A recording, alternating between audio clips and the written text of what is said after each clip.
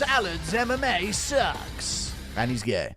All right, guys, it's 3 a.m. I'm thinking about the UFC fights that are going to happen later today, which is the UFC Fight Night Kape versus Almabayev. I don't know how to say that guy's name.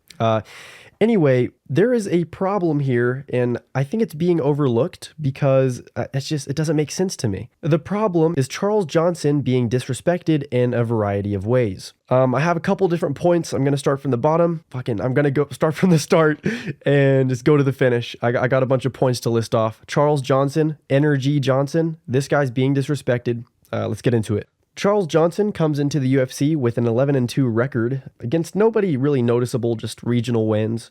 He comes in, loses to Muhammad Mokaev, which is not a bad loss. Muhammad Mokaev, it's not like he's the flyweight goat or anything, but he still hasn't lost. Good grappling, whatever. Anyway, Charles Johnson gets 2 wins, loses to Ode Osborne, which if my memory serves me correct, I think that may have been a robbery. Like Ode Osborne maybe should have lost that fight. Then Charles Johnson loses to Cody Durden, which isn't the best loss. And then he loses to Rafael Estevam, who just came back. He's 2-0 in the UFC, which we'll see if that ages well or not. And all of the fights I just listed, that's from 2022 to the end of 2023. Charles Johnson gets into the UFC, ends up as 2-4 on a 3-fight losing streak. And then at the beginning of 2024, he's set to fight Azat Maxim. I'm not going to pronounce these names right. These Muslim, or not Muslim fighters, but these mountain men guys, they got crazy names. So anyway, they got this Azat Maxim guy who's 15-0. And I think that they put this Azat guy versus Charles as some sort of layup.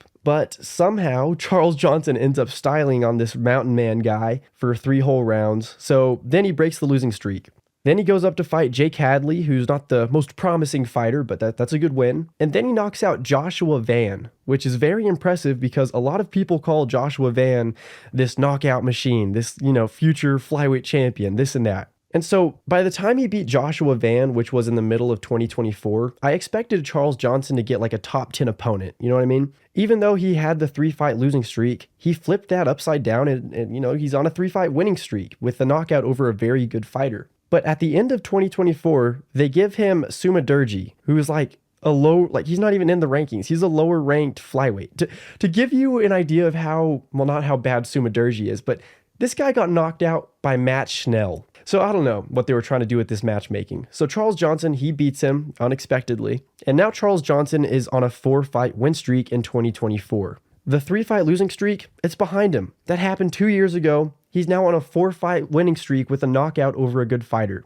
So this is where the disrespect comes into play. It is now March 1st, 2025. There's a fight night later today. And Charles Johnson, a flyweight on a 4-fight losing streak, or 4-fight winning streak, he's fighting a guy who's only had 1 fight in the UFC, in Ramazan Timarov. And not only is he fighting this guy who's only had 1 fight in the UFC, and he's getting number 12 Charles Johnson for some reason, this is the first fight on an already shit fight night card.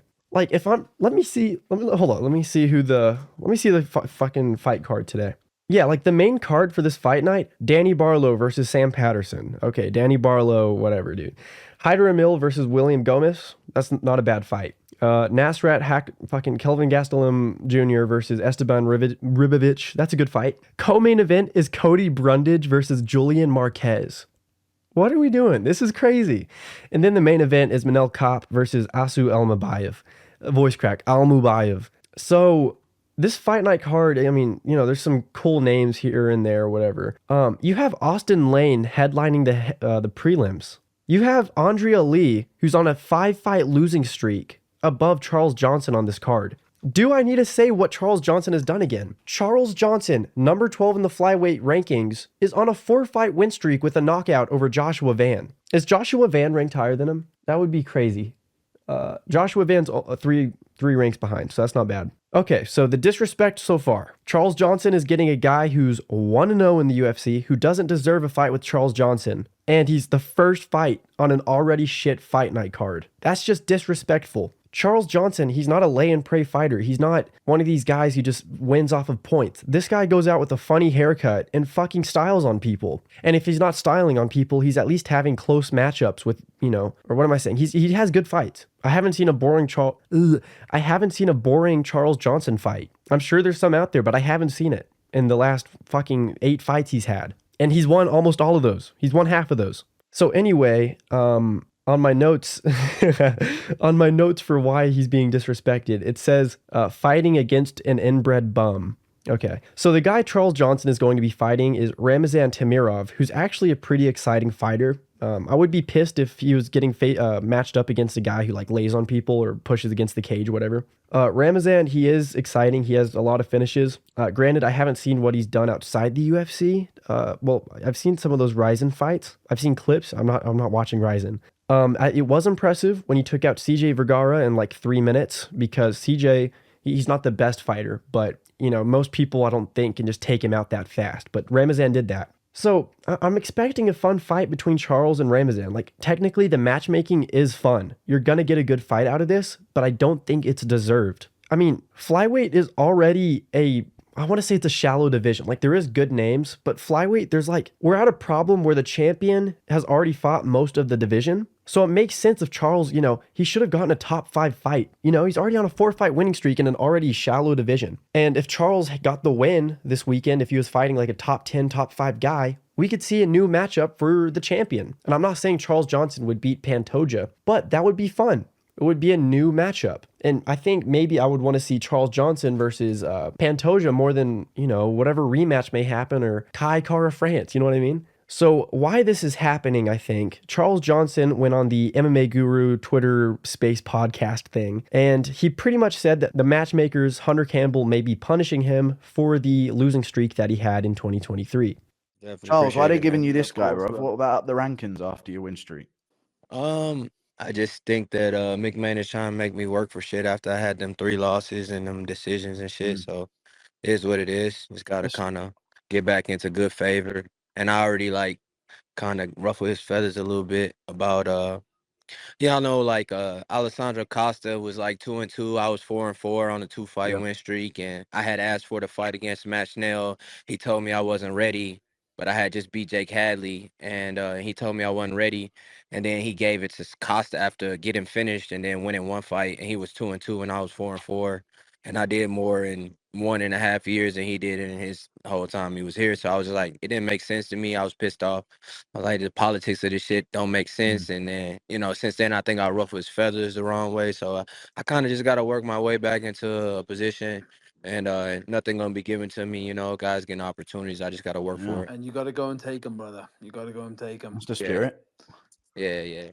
So I think at this point, most people know that Hunter Campbell can be pretty ruthless with fighters he doesn't like. I can't think. I don't know. Like if you're missing weight, if you're losing a bunch of fights, you're probably gonna get a bad matchup because you know you're not one of their favorites. You're not winning fights. But the thing is like Charles Johnson, he's exciting. And I've already made all these points. He should be getting a higher ranked opponent and not 1-0 Ramazan Tamirov, who hasn't earned a shot in the top 15 yet. Now, the next point I'm about to make is, I don't even know what I'm saying. Ramazan Tamirov. So you're wanting to give Ramazan a chance against Charles at the number 12 spot. Why? UFC does this thing where they're promoting or, you know, giving easier steps to the top for guys who are from this, like, what region of the world? I want to say Eurasia, but Eurasia is like, you know, there's a lot of countries. These Uzbekistani, Dagestani guys get so much privilege. And I know that's not a hot take. Like, that's just a thing at this point. But why? I mean, the problem with PFL, or something I've noticed with the PFL, there's a lot of problems with that. You know, whether it's bad management, the bracket format. Look at who won the PFL in 2024. I can't tell you all the champions because I really don't care. But off the top of my head, you had fucking guys. There's no stars in the PFL because all of them are just these lay and pray guys from fucking Dagestan and Uzbekistan. Like the guy who beat Empa Kasagani. What's his name? Like, I'm gonna put it on screen. This guy has no hype. This guy has no value. He's not exciting. He's just like all of the other Dagestani clones. So the point I'm trying to make here is we shouldn't be promoting these fucking Ramazan Tamirovs. And maybe I have a bias because I'm American, right? This guy's unproven. Why is he fighting Charles Johnson? The PFL has a problem because all these guys with these crazy names and, you know, lackluster fighting styles are starting to win because they're good. And yeah, I mean, they're the better fighter. They're going to win. That makes sense. I don't know how to construct this argument off the top of my head, but hopefully you get what I'm saying. The PFL has all of these Dagestani fighters winning their tournaments, and we don't know their names because they're not particularly exciting. And I think that can apply to Ramazan Tamirov because, I mean, sure, this guy's getting finishes. Sure, this guy might be different from the pack, but just based off of his first and last name, which I don't know, I'm not making the best points on this part, but hopefully you see what I'm saying on that. I got really nothing else to say. I mean, this is just pure disrespect in my opinion. First fight on a fight night card that already needs some more, it could use more leverage. And if you put Charles Johnson towards the top of that, I think the fight night card would look a little better. Why is Andrea Lee fighting above a top 15 flyweight bout? To get people watching at the start of a card? Like, I know they do that sometimes, but I don't know. I think it's a waste, especially against Ramazan Tamirov. I mean, what are you going to do with Ramazan if he wins? Like, do you really need that much stock into Ramazan Tamirov? Who gives a fuck? Charles Johnson is fucking cool, dude. He's tall. He has a funny haircut. He is knocking prospects out. He's a cool dude. So anyway, I think Charles is going to get it done this weekend. He's already done it to the last 4 people who've been relatively good comp. And what's next for Charles if he wins? If and when Charles wins this weekend, he's going to be on a 5-fight win streak against prospects that are pretty much outside the top 15.